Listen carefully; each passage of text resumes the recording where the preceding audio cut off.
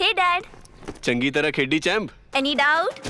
ಕಿಡಾ ಕಿಡಿ ಹಚ್ಚಬೇಕು ಸುಕೆ ಸುಕೆ ದಾಗ ಬೇಕು नो डाउट इन्ना सुक्के दाग लई है सर्फ एक्सेल मैटिक हुण नवे पैक विच एसपीपी टेक्नोलॉजी दे नाल ए जिद्दी सुक्के दाग कटे semi automatic machine which any doubt नवा सर्फ एक्सेल मैटिक। मध्य प्रदेश के मुख्यमंत्री डॉक्टर मोहन यादव ने कहा कि गीता जयंती के पावन पर्व 11 दिसंबर को उज्जैन व भोपाल में 5000 कृष्ण भक्त एक साथ गीता पाठ करके विश्व रिकॉर्ड बनाएंगे। इस गीता पाठ के साथ अंतर्राष्ट्रीय गीता महोत्सव में कुरुक्षेत्र के साथ भी ऑनलाइन प्रणाली से जुड़कर पूरे विश्व तक पवित्र ग्रंथ गीता के 18 अध्यायों के साथ जोड़ने का अनूठा प्रयास होगा। इस महोत्सव में मध्य प्रदेश को सहयोगी राज्य के रूप में जोड़ने के लिए हरियाणा सरकार से इच्छा भी जाहिर की है। मध्य प्रदेश के मुख्यमंत्री डॉक्टर मोहन यादव आज ब्रह्मसरोवर पुरुषोत्तमपुरा बाग में अंतर्राष्ट्रीय गीता महोत्सव के संत सम्मेलन में बोल रहे थे। उन्होंने गीता स्थली कुरुक्षेत्र को पुण्य और पवित्र भूमि को नमन करते हुए कहा कि पूरी दुनिया के लोग पवित्र ग्रंथ गीता के प्रकाश से ज्ञान अर्जित कर रहे हैं और प्रधानमंत्री नरेंद्र मोदी ने इन उपदेशों की ताकत से ही दुनिया के कोने कोने तक पवित्र ग्रंथ गीता के उपदेशों को पहुंचाने का काम किया है। इस ग्रंथ के प्रकाश को जन जन तक पहुंचाने में गीता मनीषी स्वामी ज्ञानानंद जी महाराज की भूमिका को कभी भुलाया नहीं जा सकेगा। उन्होंने कहा कि भगवान श्री कृष्ण ने 5000 वर्ष पूर्व कुरुक्षेत्र की पावन धरा पर अर्जुन को मोह से मुक्ति दिलाने के लिए गीता को उपदेश दिए। इन उपदेशों से पूरे विश्व को शिक्षा, ज्ञान और संस्कार प्राप्त हुए। उन्होंने कहा कि मध्य प्रदेश में पवित्र ग्रंथ गीता के उपदेशों को जन जन तक पहुंचाने के उद्देश्य से गुरुकुल परंपरा को धरातल पर लागू किया जा रहा है और पाठ्यक्रम में भी पवित्र ग्रंथ के उपदेशों को शामिल किया जा रहा है। इससे देश की भावी पीढ़ी को देश की संस्कृति और संस्कारों से रूबरू होने का अवसर मिलेगा। मुख्यमंत्री ने कहा कि मध्य प्रदेश के नगर निगमों, नगर पालिकाओं में सरकार की तरफ से गीता भवन बनाने के लिए बजट जारी किया गया है। हर यूएलबी में टाउन हॉल के साथ गीता भवन का निर्माण होने से समाज में एक नया परिवर्तन आएगा। इसके साथ ही मध्य प्रदेश में उज्जैन से मथुरा तक कृष्ण पथ की योजना तैयार की गई है। इस योजना के तहत इस पथ पर तीर्थ स्थल विकसित किए जाएंगे और भगवान श्री कृष्ण की 64 कलाओं और 14 विद्याओं को लेकर भी कृष्ण संग्रहालय का निर्माण किया जाएगा। उन्होंने कहा कि मध्य प्रदेश में गौ माता के संरक्षण और संवर्धन के लिए विशेष फोकस रखकर योजनाओं को अमली जामा पहनाने का काम किया जा रहा है। इस योजना के तहत सरकार की तरफ से गौशालाओं का निर्माण किया जाएगा और प्रति गौवंश के लिए 40 रुपए का अनुदान दिया जाएगा। इसके साथ ही मध्य प्रदेश में घर घर गोकुल बनाने के लिए आर्थिक अनुदान भी दिया जाएगा ताकि मध्य प्रदेश में दूध उत्पादन 9% से बढ़कर 20% तक का योगदान हो सके। उन्होंने कहा कि 2028 में उज्जैन के कुंभ में सभी अस्थायी अखाड़ों और धार्मिक भवनों को स्थायी रूप से विकसित किया जाएगा। ये विकास विस्तारित योजना के तहत किया जाएगा। इस धार्मिक स्थल को हरिद्वार की तर्ज पर विकसित करने का प्रयास किया जाएगा। उन्होंने कुरुक्षेत्र अंतर्राष्ट्रीय गीता महोत्सव के संत सम्मेलन के मंच का एक साथ सभी प्रमुख संतों से मिलने और ज्ञान अर्जित करने पर सरकार और गीता मनीषी स्वामी ज्ञानानंद जी महाराज का आभार व्यक्त करते हुए कहा कि कुरुक्षेत्र अंतर्राष्ट्रीय गीता महोत्सव की आभा ने उनको बहुत प्रभावित किया है। इसलिए उनकी इच्छा है कि मध्य प्रदेश को भी अंतर्राष्ट्रीय गीता महोत्सव में सहयोगी राज्य की भूमिका निभाने का मौका मिले। गीता मनीषी स्वामी ज्ञानानंद महाराज ने संत सम्मेलन के उद्देश्य पर प्रकाश डालते हुए कहा कि सरकार के प्रयासों से अंतर्राष्ट्रीय गीता महोत्सव में हर वर्ष संत सम्मेलन का आयोजन हो रहा है और इस संत सम्मेलन में पवित्र ग्रंथ गीता पर नियमित रूप से चिंतन होता है। इस कार्यक्रम में गीता मनीषी स्वामी ज्ञानानंद जी महाराज, अवधेशानंद जी महाराज व 48 कोष तीर्थ निगरानी कमेटी के चेयरमैन मदन मोहन छाबड़ा ने मध्य प्रदेश के मुख्यमंत्री डॉक्टर मोहन यादव को पवित्र ग्रंथ गीता की प्रति भी भेंट की। कीचड़ है, हम उसमें डूबते जा रहे हैं। कितना खुला चिंतन है पावन गीता का कि गुरु ग्रंथ साहब की वाणी उसकी तायद कर रही है। अगर हम और थोड़ा आगे बढ़े तो भगवान श्री कृष्ण तो यहां तक कहते हैं, मैं करता भी नहीं बनता, नामाम कर्माने लंपंती, मैं करता नहीं हूं। पावन गुरबाणी गुरु अर्जुन देव महाराज की वाणी कहती, जब लग जाने मैं किछ करता, तब लग गर्भ जौन में फिरता। और कितना प्यारा चिंतन भगवान श्री कृष्ण अर्जुन को कह रहे हैं, अर्जुन हत्वा प्रापासि स्वर्गम जित्वा भोग से। पिछले कुछ समय में इस भारत की पवित्र भूमि पर खूब ताकत से आतताइयों की बौछार होने लगी है। अभी अभी देखा होगा आपने कि हम देश के जितने भी संत महात्मा हैं, सामाजिक समरसता और एकात्मता का बिगुल बजा करके इस देश में सब लोगों को जगा रहे हैं कि जागो, भारत भारती के नौजवानों जागो और कर लो होश, समय पुकार रहा है तुम क्यों हो खामोश। एक छोटी सी गीता का ज्ञान आत्मसात तो अपने जीवन के कल्याण के लिए करना है, लेकिन इस राष्ट्र के कल्याण के लिए भी हमको कुछ चिंतन करना है कि हमारे इस देश की सनातन परंपरा पर जब कभी आँच आती है तो यहाँ कोई जाति पाति पंथ संप्रदाय नहीं, कोई पार्टी नहीं, कोई दल नहीं, हमको गीता हो, गौ माता हो। और उन्होंने एक बात अभी अभी कही कि गोवर्धन पूजा को भी हमने पूरे प्रांत में हर क्षेत्र, हर जिला स्तर और नीचे के स्तर पर गोवर्धन पूजा के कार्यक्रम भी आयोजित किए प्रांत के अंदर। और आप सबको भी प्रणाम करता हूं। मैं सच में आज सुनने ही आया था महाराज जी, मुझे कुछ बोलना नहीं। हमने कहा कि ये गीता महोत्सव का अंतर्राष्ट्रीय आयोजन जो हो रहा है, वास्तव में ये एक पुण्य का काम भी है और पवित्र काम भी है, जिसके आधार पर दुनिया एक बार फिर यशस्वी प्रधानमंत्री के नेतृत्व में जब भारत की तरफ देख रही है तो सच्चे अर्थों में उनके अभियान की आत्मा अगर कोई है तो ये गीता महोत्सव है, जिसके माध्यम से हमारी सनातन संस्कृति की ध्वजा दुनिया में लहराएगी। ये पुण्य का क्षण है, ये अप्रतिम काम है, जिस कामों की कोई किसी से तुलना नहीं हो सकती। और उसमें चार चांद तब लग जाते हैं जब हमारा अयोध्या धाम माँ सरयू के किनारे भगवान राम मुस्कुरा रहे हैं। इससे ज्यादा भाग्य की बात क्या हो सकती है, हमारा सौभाग्य है। एक इस अवसर पर मैं सभी संत वृंद को प्रणाम करता हूँ। परम पूज्य शंकराचार्य ज्ञानानंद तीर्थ जी महाराज आपको प्रणाम करता हूँ। और संयोग ऐसा है कि परम पूज्य ज्ञानानंद जी महाराज के आशीर्वाद से ये पूरा आयोजन हो रहा है, आपको भी प्रणाम करता हूँ। और महाराज जी परम पूज्य परमानंद जी महाराज ने बहुत अच्छा प्रस्ताव रखा है। काल के प्रवाह में ऐसी कुछ घटनाएं जो घट रही है तो हमारे लिए ये बहुत कष्टप्रद भी है। सरकार के दायरों में रहकर के सरकार के स्तर पर यशस्वी प्रधानमंत्री ऐसे सारे कामों में अपनी बहुत प्रभावी भूमिका रख रहे हैं और हम सबके लिए सौभाग्य की बात है उनका नेतृत्व, उनकी अपनी सारी प्रबंधन के साथ। लेकिन जो बाहरी दुनिया भर की दूसरी ताकतें हैं वो सब चाहती है कि वो जो हमेशा से जहां भगवान कृष्ण और माँ कंस का अपना पता नहीं क्या चक्कर है, भगवान राम हो तो रावण दिखाई देता है, भगवान कृष्ण हो तो उस कंस के काल से पाला पड़ता ही पड़ता है। ये हमारे सनातन संस्कृति की पता नहीं कौन सी रीति नीति है। मैं उम्मीद करता हूँ कि हर हाल में भगवान राम की भी जीत हुई है, भगवान कृष्ण की जीत हुई है, हमारी संस्कृति की सनातन संस्कृति की भी जीत होगी निश्चित रूप से।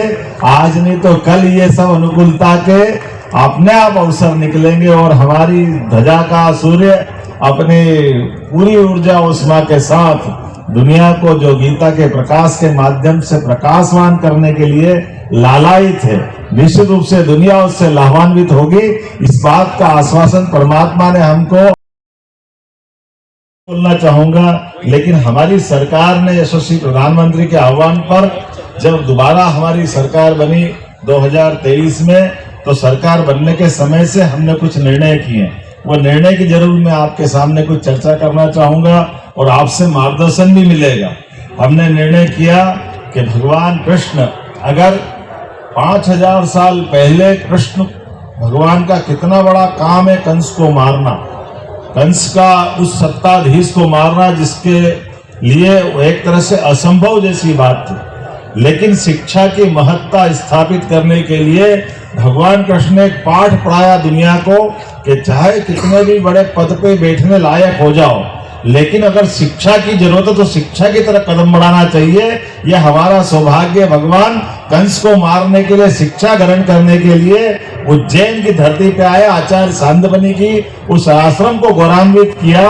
और हमारे लिए और आनंद की बात है, किसी भी शिष्य की पहचान अगर होती है तो शिष्य की पहचान उसके गुरु से होती है और गुरु से होती है अर्थात उसकी शिक्षा से होती है। हमारा सौभाग्य है ये पवित्र गीता आचार्य सांदीपनि को हमारे सामने उत्पन्न करती है कि हमारी गुरुकुल परंपरा कितनी पवित्र है, हमारी शिक्षा की व्यवस्था कितनी उन्नत है। एक ऐसे कोलाहल भरे भीषणतम युद्ध में जहां लोगों के उस शंखों के नाद से, वाद्य यंत्रों के हुंकार भरने से जिस प्रकार से धरती कंपायमान हो रही है, ऐसी कंपायमान होने वाली धरती पर भी शिक्षा याद रहे।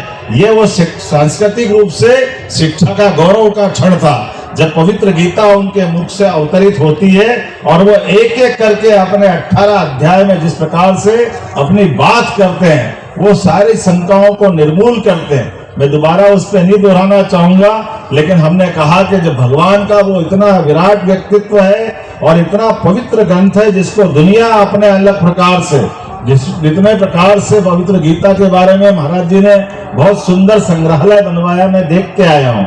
आइंस्टीन से लगा करके सारी हस्तियों ने पवित्र गीता के माध्यम से, क्रांतिकारी से लगा करके बाल गंगाधर तिलक तक सबने जिस प्रकार से पवित्र गीता के कर्मवाद के आधार पर हमारे लिए जो चेतना जगाई है, हमने कहा हमारे पाठ्यक्रम का हिस्सा बनना चाहिए। तो हमारी 2020 की शिक्षा नीति के आधार पर जो यशस्वी प्रधानमंत्री का पुनः वंदन करता हूँ, अभिनंदन करता हूँ, जिनने हमको मौका दिया। हमने पवित्र गीता को हमारे पाठ्यक्रम का हिस्सा मध्य प्रदेश सरकार की ओर से बना करके ये हमने कोशिश की है कि भगवान कृष्ण की उस शिक्षा की अनुपम देन को हमारी भावी पीढ़ी के सामने लाना चाहिए। उसी प्रकार से हमने कोशिश की कि सभी नगरीय निकाय, नगर निगम, नगर पालिका, महानगर पालिका, राजधानी, हर स्थान पर गीता भवन बनाए जाएंगे और उसके लिए धनराशि का आवंटन भी कर दिया। 3 साल के अंदर हमारे ये सभी गीता भवन बनकर के सरकार की तरफ से तैयार हो जाएंगे। और ये मैं इसको इस रूप में भी लेता हूँ, नगर में टाउन हॉल तो बनना ही चाहिए, लेकिन टाउन हॉल हमारी संस्कृति से जुड़ जाए तो क्या अच्छी बात है। हमारे लिए सौभाग्य की बात है जब कई सारे लोग कहते हैं आप धर्म की बात क्यों करते हो, तो हमने क्या धर्म की नहीं करे तो अधर्म की करे क्या?